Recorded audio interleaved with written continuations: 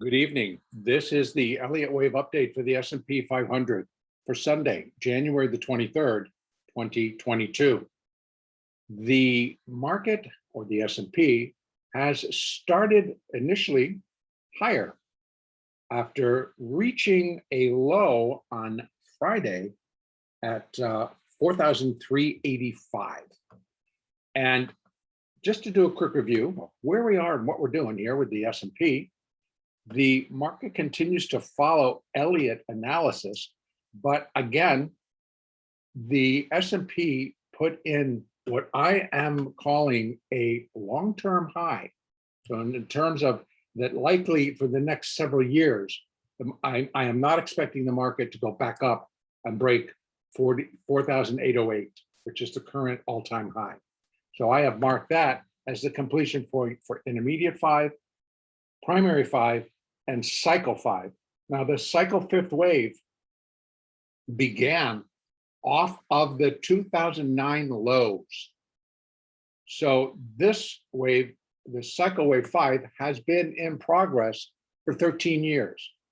The entire 5-wave cycle advance began back in 1932.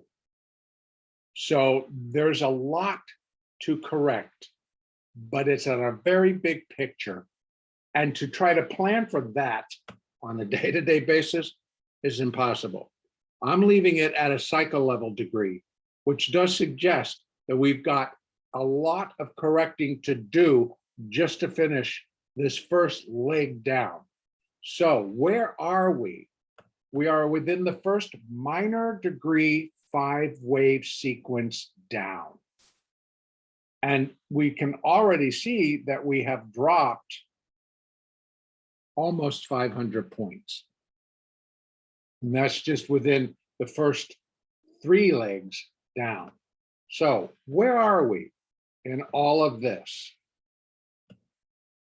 Knowing that we have to complete a minor degree 5-wave sequence down. We have minor 1, minor 2, and then Friday's lows, in my opinion, have likely completed minor wave 5. So within that minor wave 3, boy, I was ahead of myself, minor wave 3. So within that minor 3rd wave, we were counting a minute series of 5 waves. So it needed to do 5 waves of minute degree down. We had minute 1, 2, 3, 4, and then the 5th.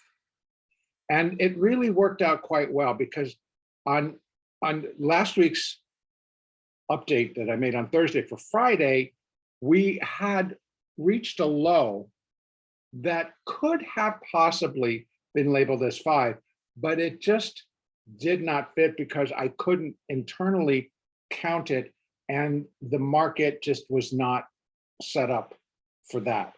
So that actually finished there, with this being the small internal 4 for 5, and that was wave 5 of 5. So if I had to break down the 5th wave, it would have been 1, 2, 3, 4, and then 5. And so it seems to be pretty clean to me. And so I'm going to mark it as 5 and that minor wave 3 completion there. Now the next support down is 4,357. And there remains a very, I'm going to give it a small probability, a small potential that this 5th wave is still in progress. And that maybe that within the 5 of 5 is the one that's now also going to subdivide and clear itself out. And if that's the case, then the market can reach up here, maybe stop, not get past that hourly 8, certainly not get past the hourly 20. So the 8 is sitting at 44.21 and the 20 is sitting at 44.40. So that's good $32 from where we're sitting right now to reach the 20. If it can't get past all of that and it starts to decline again, I would suspect that that decline will resemble what we've just seen. It'll be just straight down, no looking, just going. Everybody's getting out yet again. So what do we have going on next week that could prompt that and even kick it into gear on Monday? On Tuesday, the Fed begins their first meeting of 2022. On Wednesday, we have the Fed results of that meeting. I don't think it's going to be a surprise. The market is braced and expecting now for the first of several tightening that they've already said they will be doing this year. Inflation remains rather rampant, a little bit out of control. So the surprise would be that the Fed doesn't tighten. And if that takes place, I'm not necessarily would be expecting a rally, because I think that those of us that live within the real world know that inflation is really affecting a lot of businesses and a lot of individuals. So I think that would be the surprise, that they don't tighten. So I'm expecting probably at least a quarter or more. What would also be a surprise if they come up and they jump it by a point or more. That would be a surprise, because I don't think the market is expecting that much on the absolute first round. So anyway, we'll see. So we've got that sitting out there. We also have continuation of the earnings. And we have a lot of the tech titans that had to be added to the NASDAQ begin to report next week. We have Microsoft next week. I believe we have Tesla next week. Tesla being a big player now within the NASDAQ. Tesla got hammered on Friday and is now halfway down to 900 instead of halfway up to 1100. So that market's going to continue to be in play. And we still have Apple coming out next week. We have Amazon coming out, I believe, in February, beginning of February. Let me just double check. Yes, February 3rd for Amazon. We also have Facebook coming out on the 2nd of February. Google comes out on the 1st. So on the 1st, 2nd, and 3rd of February, we have Google, Facebook, and Amazon. So again, after next week, the week after, could be another killer week. And again, because of Netflix and a few others with their forward guidance, it's really putting pressure on the market to reevaluate where they want to price these companies and the stock. So there's still a lot of downside pressure sitting out there. But as we know, nothing goes straight down, nothing goes straight up. They appear that way, but markets ebb and flow.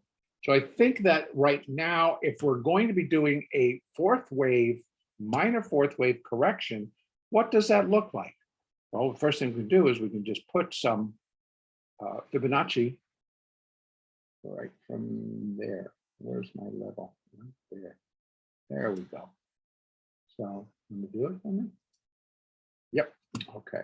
I'm going to run it down to Friday's lows. And that's right there. So the 382 actually sits at 4,515. So again, a minor fourth wave correction, A, B, C. It still, I think the 20 is going to have some strong play. The 50 will have some strong play. And again, I'm going to repeat myself. What happens when they break through? When a market on the downside, if you remember, I was saying if it breaks these levels, expect acceleration. Well, it's going to be the same thing going up. If it breaks above 4,440, I would expect it's going to put some upside pressure on the market.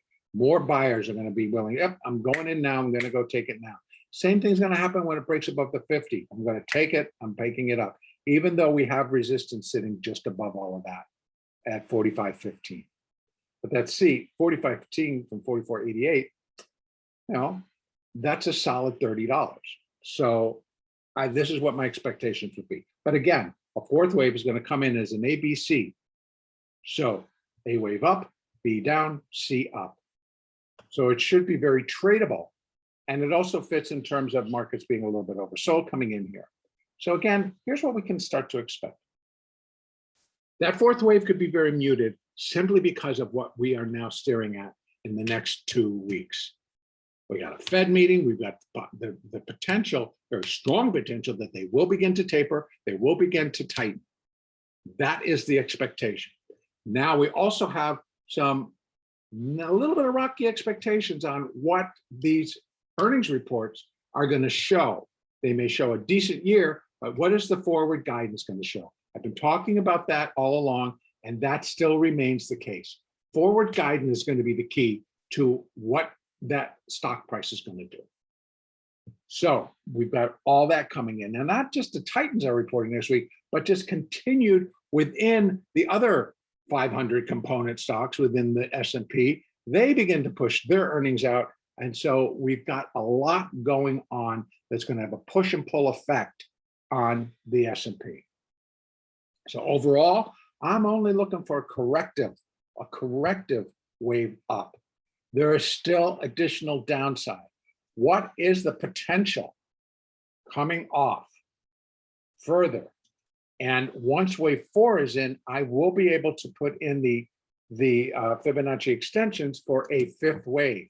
Right now, I've only got levels down to 41.76, but I pretty much can tell you that I need to run some Fibonacci's going out, some retracements.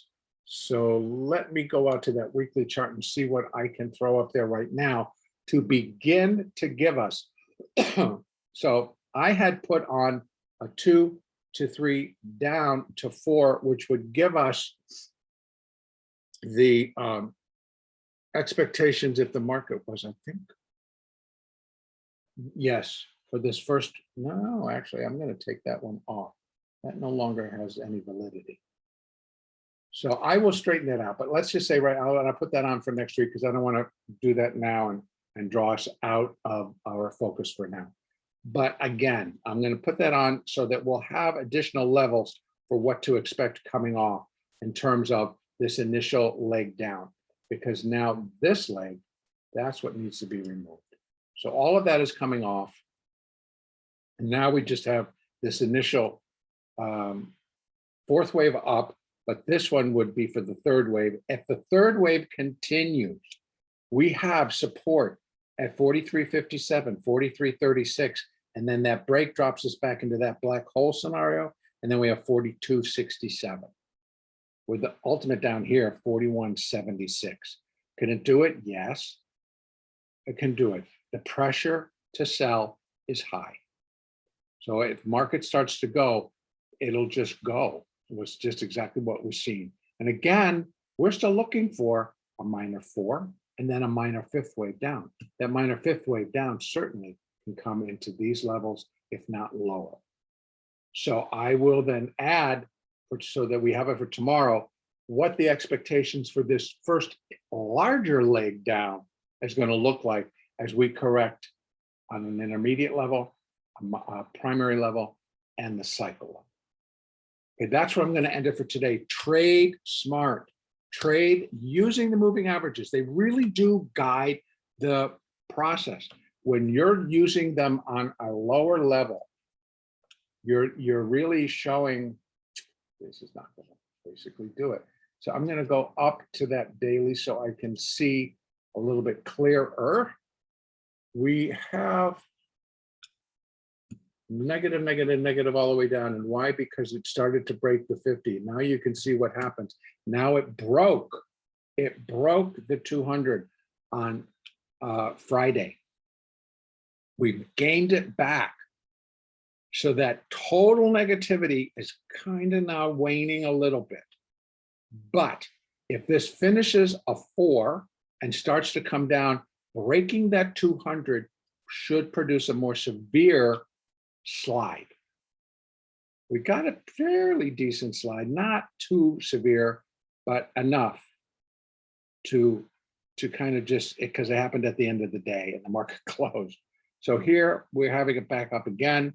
If this closes above this 200 moving average, it will put the first slightly positive spin back on the market for continuation of the rally as the 4th wave unfolds.